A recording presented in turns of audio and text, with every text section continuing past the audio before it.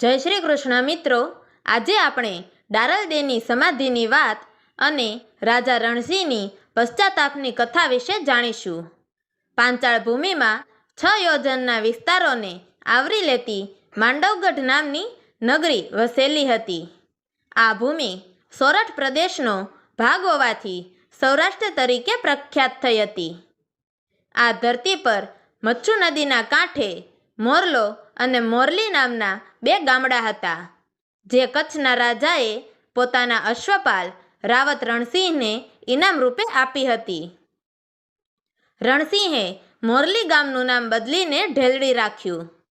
રણસિંહને ધર્મ કર્મમાં, પુણ્યના કાર્યોમાં, કથા કીર્તનમાં કે ભજનમાં કોઈ રસ નહોતો.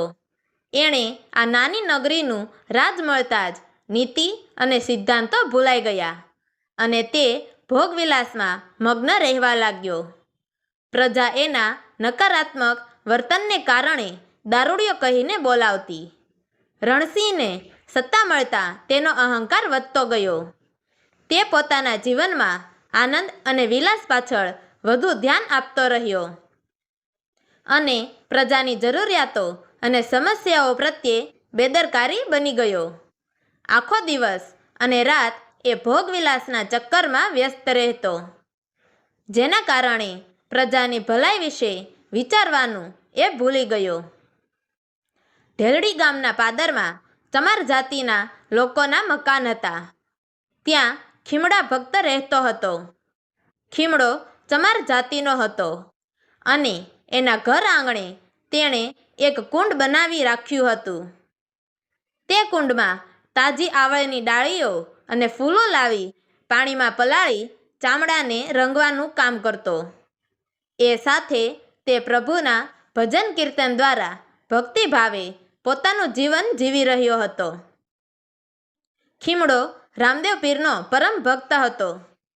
જ્યાં પણ રામદેવ પીરનો પાઠ ઉજવાતો ત્યાં તે સેવા આપવા જતો અને પોતાનું જીવન સેવાભાવે સજાવતો. ખીમડાના નિસ્વાર્થ સેવાભાવને કારણે સાધુ સંતો અને ભક્તો એને કોટવાળ તરીકે ઓળખાવતા. ખીમડાની પત્નીનું નામ ડારલદે હતું. ડારલદે ખૂબ પવિત્ર અને આદર્શ આચરણ ધરાવતી હતી. તેથી તે લોકો દ્વારા સતી તરીકે માનવામાં આવતી. તે હંમેશા પ્રભુ રામદેવ પીરના સ્મરણમાં રહેતી અને જીવનના દરેક કામકાજ વચ્ચે ભજન ભક્તિમાં પૂરેપૂરી તલ્લીન રહેતી. અષાઢી બીજના પવિત્ર શનિવારે ખીમડાના ઘેર પાટોત્સવ યોજાયો હતો. આ પાટોત્સવમાં સાધુ સંતો અને ભક્તો હાજર હતા. રાત્રિ દરમિયાન ભજનોના માહોલ સાથે અખંડ જાગરણ થયું. પરોઢનો સમય આવ્યો ત્યારે ડારલદેએ ખીમડાને કહ્યું કે ઘરમાં પાણીની ઘટ પડી શકે છે, કારણ કે ગોળાનું પાણી બપોર સુધી ચાલે તેમ નથી. મારી સાથે પાડોશણો પણ છે, તો કૂવેથી પાણીનું એક બેડું લઈ આવું. ખીમડાએ એને સમજાવ્યું કે સતી સવાર થઈ ગઈ છે અને રાવત રણસિંહ આ સમયે આસપાસ રખડતો હોય છે. તેની નજરે આવવું સારું નહીં થાય. આટલા બધા સેવકો અહીં છે તો પાણીની ઉણપ નહીં પડે. પરંતુ ડારલદેએ કહ્યું કે સેવા માટે તો ભાગ લેવો જ જોઈએ. આટલું કહીને તે પાડોશણો સાથે પાણી ભરવા કૂવા તરફ ગઈ. રાજા રણસિંહની કામુકતા જોઈ ગામની સ્ત્રીઓ દિવસ દરમિયાન પાણી ભરવા જતી જ નહોતી. રાજમહેલની 12 માળમાં ઊભા રાજા રણસિંહે કૂવા પર પાણી ભરવા જતી સ્ત્રીઓ પર નજર કરી. એમાં ડારલદેની સ્નિગ્ધ સૌંદર્યએ તેને મંત્રમુગ્ધ કરી દીધો. રાજા તરત જ પોતાનો રથ લઈ માણેકચોક પહોંચી ગયો. રાજાએ ડારલદેને જોઈને એની સામે જઈને પૂછ્યું કે રૂપસુંદરી, તું કોણ છે? તારે આ પાણી ભરવાનું હોય? તારા પતિનું નામ શું છે અને તું ક્યાં રહે છે? ડારલદેએ નમ્રતાપૂર્વક જવાબ આપ્યો કે મારા પતિનું નામ ખીમડો છે અમે ગામની બહાર રહીએ છીએ. આવળથી ચામડું રંગવાનું કામ કરીએ છીએ. કૃપા કરીને મને અટકાવશો નહીં. મારા ઘરમાં પાટોત્સવ છે અને મારે તે વધાવવાનો છે. રાજા રણસિંહે હસીને કહ્યું કે તારા રૂપથી મારા ભાગ્યનો દરવાજો આજે ખુલી ગયો છે. હું તને આ પાણી ભરવાની મહેનત કેમ કરાવું? તું મારી સાથે ચાલ. હું તને રાજમહેલના વૈભવ અને સત્તા આપીશ.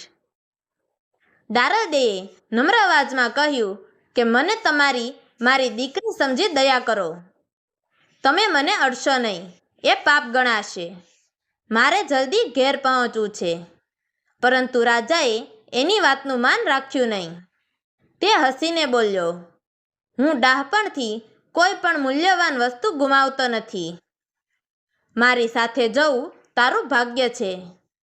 આટલું બોલીને રાજાએ દારલદેની ઓઢણી પકડી લીધી. દારલદેએ વિનંતી કરી કે મારી પર દયા કરો, મને અડશો નહીં. હું તો ચમાર જાતિની છું. પરંતુ રાજા પોતાનો હઠ છોડી શક્યો નહીં. એ સમયે દારલદેએ એક અડગ નિર્ણય કર્યો કે હવે તેઓ જીવતા સમાધિ લેશે. તે ધરતીને નમન કરીને કસોટી માટે તૈયાર થઈ ગઈ. દારલદેએ પોતાની સહેલીઓને કહ્યું કે મારા નાથ ખીમડાને તરત જ સંદેશો આપો કે તેઓ કોશ અને કોદાળી લઈને તરત અહીં આવે. મેં અહીં જીવતા સમાધિ લેવાનું નક્કી કર્યું છે. ખીમડાને મારા અંતિમ જય રામાપીર કહેજો.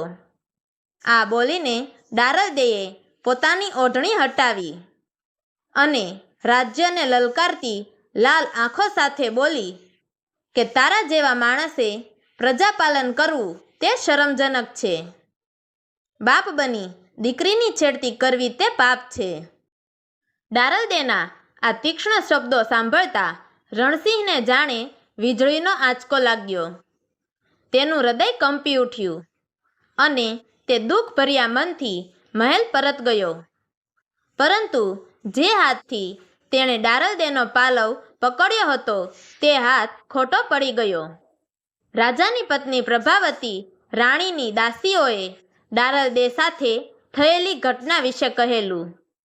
આ સાંભળીને રાણી પ્રભાવતીને ધક્કો લાગ્યો અને તે તાત્કાલિક રાજા સાથે વાત કરવા આવી.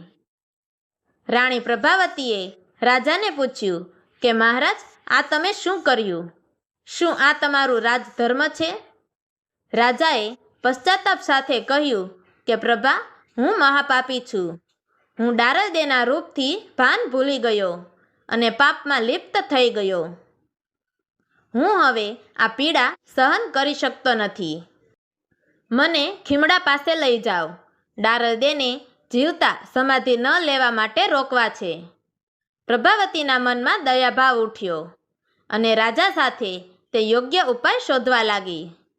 ત્યાં જ પનિયારીઓએ ખીમડાને બધું કહેલું કે દારલદે માણેક ચોકમાં બેઠા છે અને શીલભંગથી દુઃખી થઈને જીવતા સમાધિ લેવાનું નક્કી કર્યું છે. અને તેમણે કહ્યું કે તમે કોશ અને કોદાળી લઈને તરત જ ત્યાં પહોંચો, કારણ કે દારલદે માટે આ જીવન મરણની વાત બની ગઈ છે. તો મિત્રો, તમને અમારી આ વાર્તા પસંદ આવી હોય તો અમારી ચેનલને લાઈક કરજો, શેર કરજો.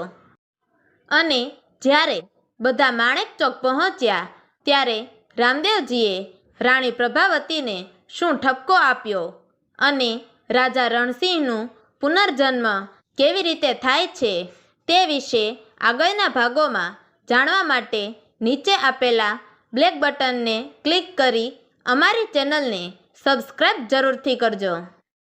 તો મિત્રો, અમારી આ વાર્તાને છેલ્લે સુધી સાંભળવા માટે તમારો ખૂબ ખૂબ ધન્યવાદ. જય શ્રી કૃષ્ણ. હર હર મહાદેવ.